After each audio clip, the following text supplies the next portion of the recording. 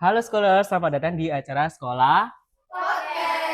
Nah, di episode kita kali ini kita kedatangan tamu yang sangat cantik banget. Tapi kita tunggu dulu kenalin aku Lana sebagai host pada sekolah podcast edisi Bincang Santai kali ini. Mungkin bisa dikenalin dulu nggak sih langsung aja ke Kak? Halo Scholars, kenalin aku Tasya Nura Pradipta, bisa dipanggil Tasya atau Asa. Aku dari Fakultas Kedokteran Diki Universitas Airlangga. Salam kenal Salam kenal. Scholars. Tepuk tangan dong. Gimana kabar kamu sekarang? Alhamdulillah baik Kak, dan aku bersyukur banget karena bisa diberi kesempatan jadi narasumber di Schoolcast Volume 4. Kalau kakak gimana? Kabarku baik banget, apalagi jadi host sekarang di volume 4 ini kan. Tepuk tangan dong. Oke, dari pertanyaan teman-teman nih, aku sampaikan juga ya dari teman-teman. Ini kamu itu awal pertama kali mulai mencoba untuk kegiatan lomba-lomba itu kapan sih dan di bidang apa? Awal aku ikut lomba itu di SD, karena waktu itu aku sempat diminta guruku buat ikut Olim, dan bidangnya itu bidang sains Kak. Oh, bidang sains. Kalau boleh tahu sains yang apa tuh? Nah, kalau waktu SD itu aku disuruh ikut Olimpiade Matematika. SMP juga gitu. Nah, Hmm. tapi akhirnya waktu SMA aku coba ikut OSNK Biologi, tapi gagal. Dan Hmm. akhirnya aku coba lagi di tahun kedua ikut OSNK bidang kimia dan alhamdulillah bisa ke tingkat provinsi. Kimia ya. Oke, oke, oke, kimia. Oh, oh, oke. Kenapa kamu tertarik di kimia? Karena kan kimia kan belajar unsur-unsur molekul kayak gitu kan, dan semua itu kan kayak kita Oh. temuin di kehidupan sehari-hari, jadi kayak lebih Hmm. gampang buat ngajarinnya. Terus Hmm. aku juga suka hitung-hitungan sih kak. Oh, gitu. Ini kimia. Enggak bercanda. Oke. Awal pertama kali berprestasi waktu itu di SD kan. Nah, Hmm. ketika kamu SD tuh proses belajarnya dan kemudian kamu les mungkin. Nah, itu dapat dukungan dari orang tua secara langsung atau gerakan diri kamu untuk pengen belajar terus-terus gitu? Kalau sebenarnya dukungan itu dari diriku sendiri ya kak, karena kalau Hmm. aku tuh tipe orang yang kalau udah punya target tuh ya aku bakal ngejar sampai dapet gitu. Tapi tentu ya ada Hmm. dukungan dari orang tua aku. Hmm. Tapi orang tua aku tuh nggak pernah nuntut aku buat jadi juara. Tapi mereka tuh kayak misal aku gagal, aku jatuh kayak gitu, mereka selalu ada buat aku gitu. Oke, oke, oke. Jadi gerakan dari kamu sendiri yang ambisius bikin sebuah pengalaman berprestasi gitu ya, kayak ikut lomba dan segala macam. Itu kayak jatuh bangun kan udah kamu pernah rasain kan. Waktu amal pertama kali kamu ngerasa gagal itu rasanya gimana? Jujur kayak aku tuh ngerasa kayak sia-sia karena aku udah Mm-mm. berusaha semaksimal mungkin tapi hasilnya kenapa kok nggak sesuai gitu. Tapi ya pasti dari kegagalan itu ada pelajarannya kan dan aku Mm-mm. bisa evaluasi diri, bisa Mm. memperbaiki diri dan jadi versi yang lebih baik dari diriku sendiri. Oh gitu ya.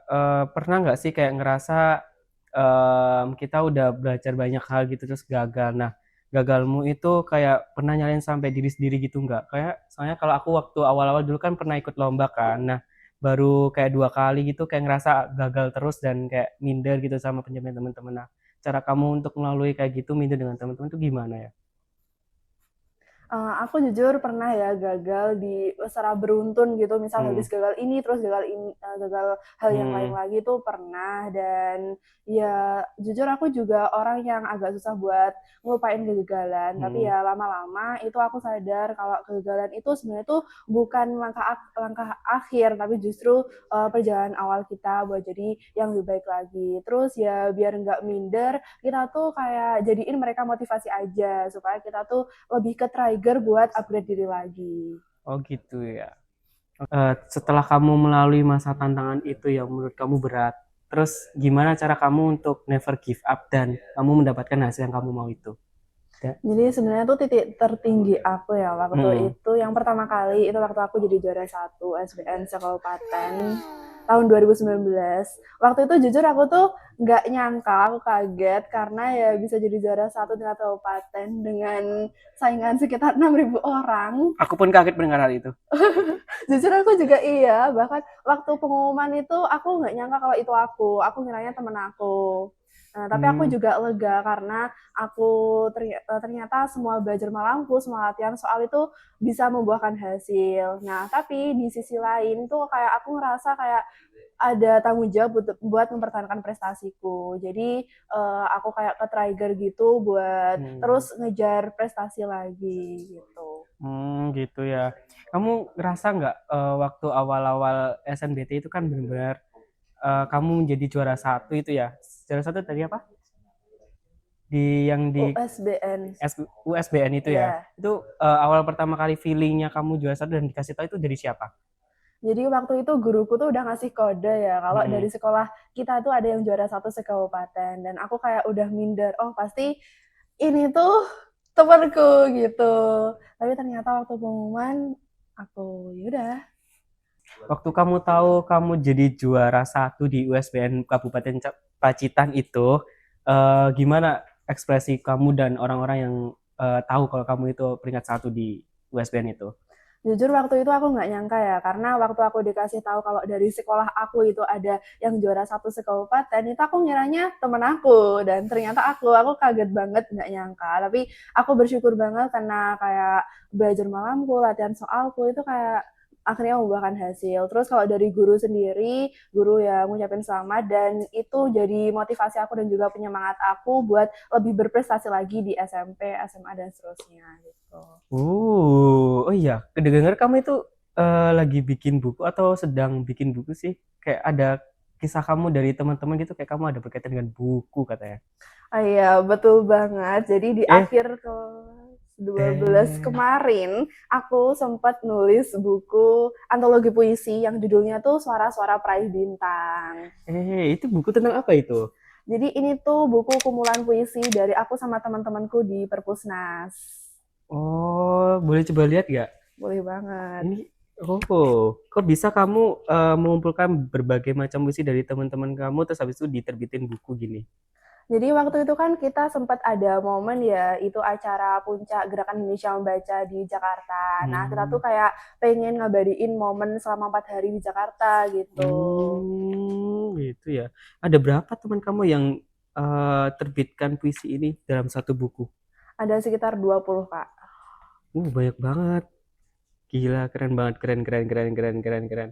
Terus kenapa puisi, kenapa harus diterbitkan gitu? Itu karena kamu inisiatif sendiri atau mungkin karena itu dari konsul beberapa orang di sana gitu? Kalau itu emang inisiatif kita sendiri, kayak Hmm, menurut kita itu puisi itu kayak ya tulisan yang bisa buat ungkapin perasaan gitu. gitu ya. Kalau misalnya terbitin karya itu prosesnya itu dari mana sih? Dari awal banget ketika kamu bikin buku sampai buku ini terbit dan bisa dibaca banyak orang.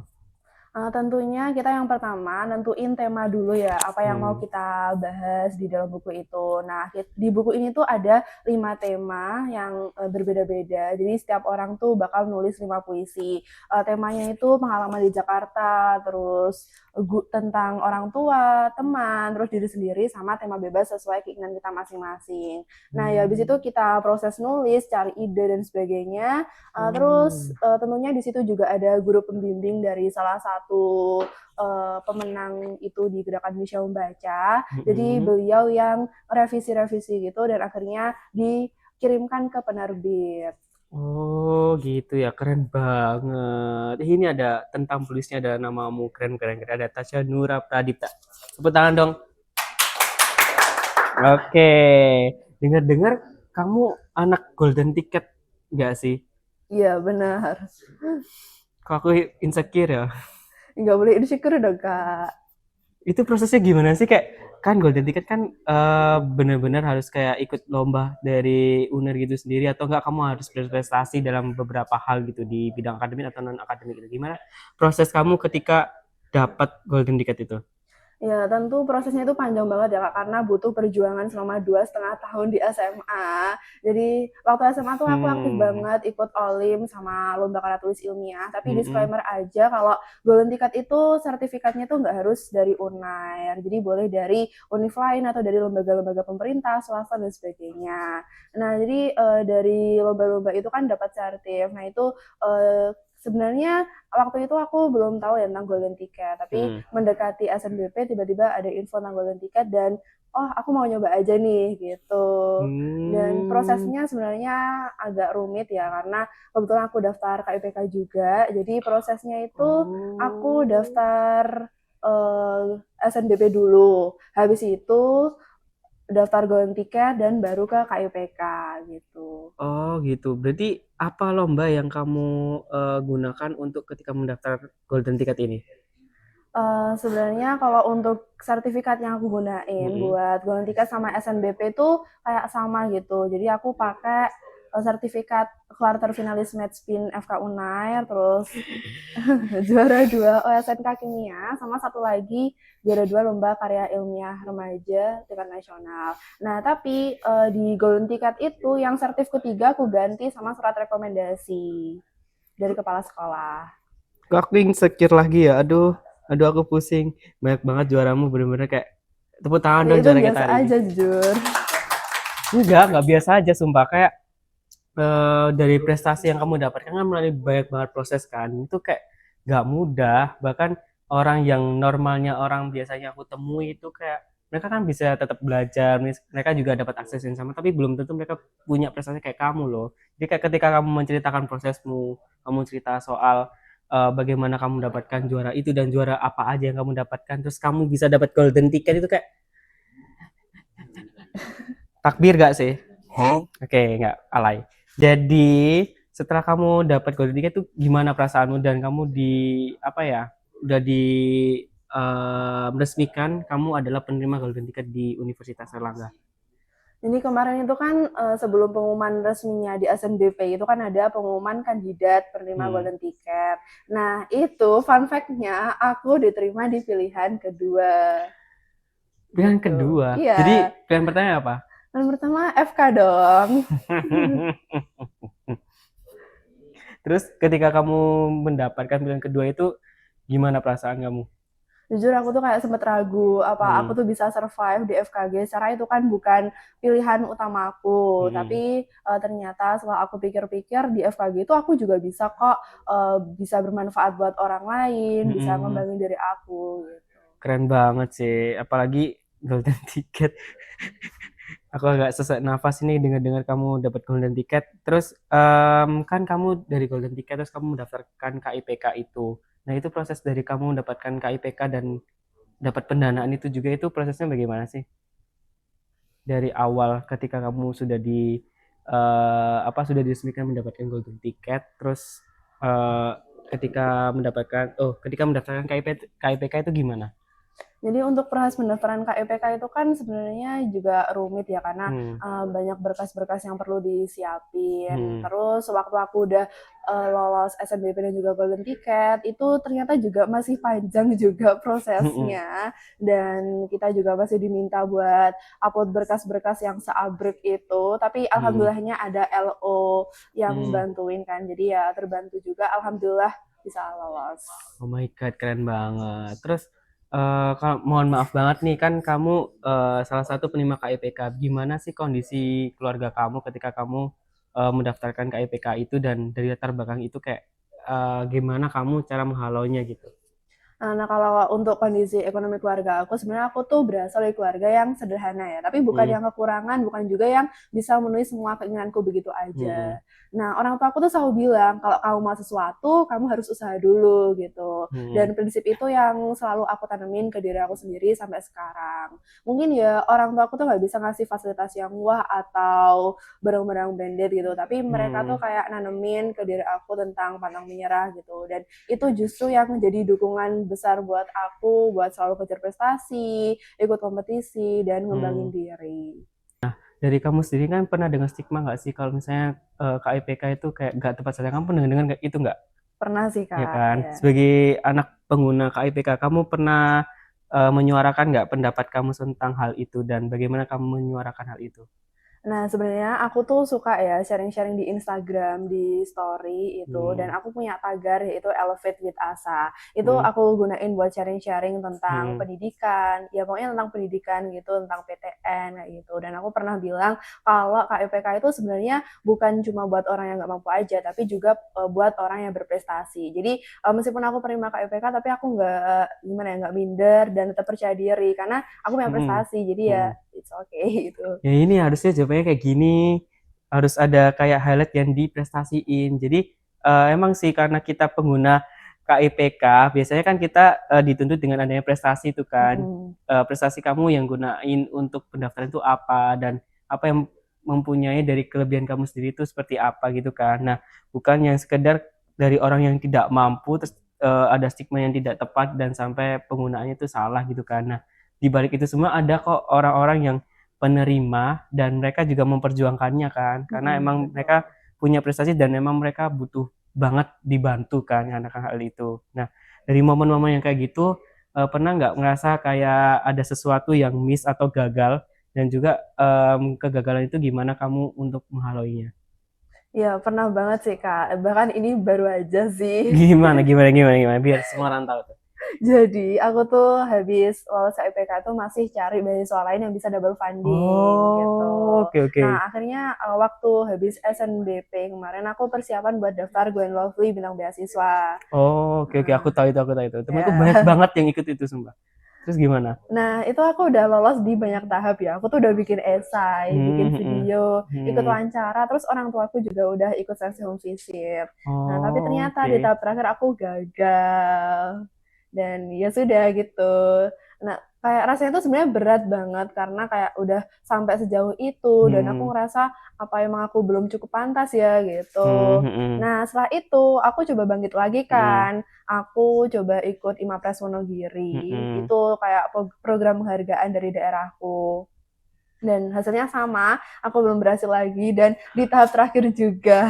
Itu kenapa tahap terakhir kamu ada nyangka nggak ada di tahap terakhir itu ada kegagalan gitu waktu penilaian? Mungkin karena wawancaraku yang kurang maksimal sih, Kak. Oh, jadi itu di detik-detik akhir ketika wawancara, terus habis itu pengumuman ternyata kamu nggak lolos itu gimana kayak apa yang kamu rasain kayak? Jujur aku nangis dan aku itu kondisinya ke kuliah itu sambil Hmm, matanya sumbat. Tapi it's okay sih karena dari semua itu jujur aku belajar banyak hal kayak dari hmm, Glenn Lovely bintang beasiswa itu banyak yang mengubah diri aku. Aku jadi tahu gimana sih cara bikin esai yang terstruktur, gimana cara hmm, jelasin motivasi. Terus aku juga tahu mana sih hal-hal yang perlu aku perbaiki. Terus dari hmm. Ima Prasonogiri juga aku tuh tahu kalau aku tuh masih perlu memperkuat portofolio, terus pengalaman organisasi, sama satu lagi tentang pengetahuan tentang daerahku. Oh, oke oke. Kita next pertanyaan lagi.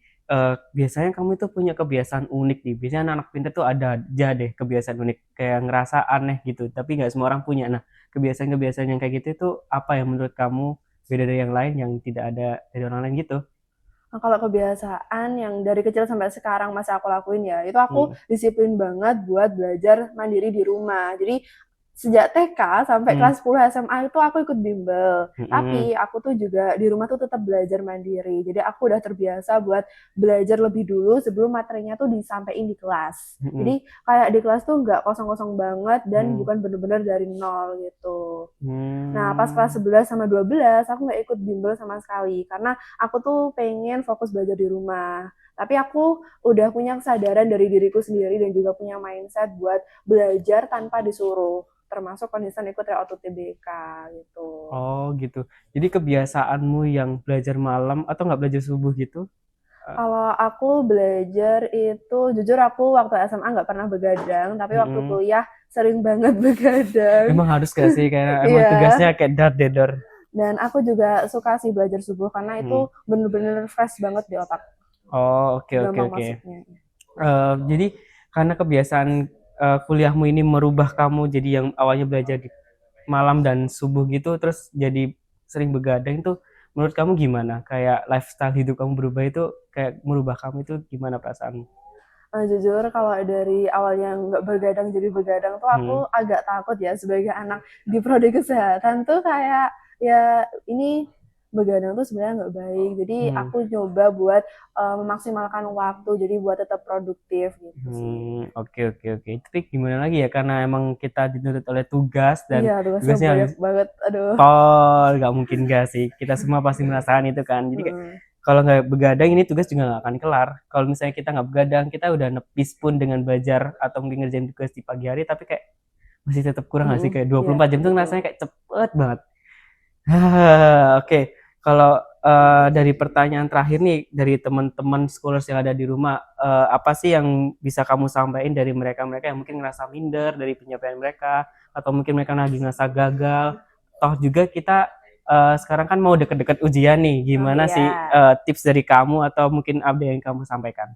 Mungkin buat teman-teman yang sekarang lagi minder karena kondisi Hmm, ekonomi, aku cuma pengen bilang, aku juga paham sama perasaan itu ya. hmm, Aku juga pernah ngerasain takut, aku bisa bersaing atau enggak. Tapi menurut aku dan prinsip yang aku pegang selama ini tuh, kondisi ekonomi tuh justru titik awal, bukanlah batas akhir. Memang kita tuh kayak harus berjuang lebih keras daripada orang lain di luar sana. Tapi hmm. itu bukan alasan untuk berhenti bermimpi. Dan mungkin aku mau cerita satu fun fact ya tentang aku. Apa tuh? Jadi aku tuh punya kebiasaan buat minta doa ke orang-orang, ke banyak orang gitu. Oh, Jadi bahkan aku tuh pernah ya waktu menjelang SNBP itu aku sampai ngasih komentar di setiap postingan tentang UNIF, terutama tentang UNAIR sama tentang FK. Ini unik banget jujur karena banyak teman-teman aku tuh yang kenal aku karena ngelihat komentarku di postingan itu. Jadi kayak waktu ketemu, kamu tuh yang komen di postingan ini ya gitu. Tapi menurut aku itu hmm, ya bikin hati aku tuh kayak lebih tenang dan yakin kalau aku tuh nggak berjuang sendirian. Mungkin kalau bagi orang lain tuh apaan sih kayak hal hmm. kecil hal biasa gitu. Tapi menurutku enggak sih. Oh my God. Nah, last question. Moto dari kamu apa? Oke, aku sebenarnya ada moto hidup ya. Ini tuh prinsip yang aku pegang selama ini. Jadi Hmm. moto hidupku adalah study, sign, and share. Apa tuh? Kasih tahu ke mereka.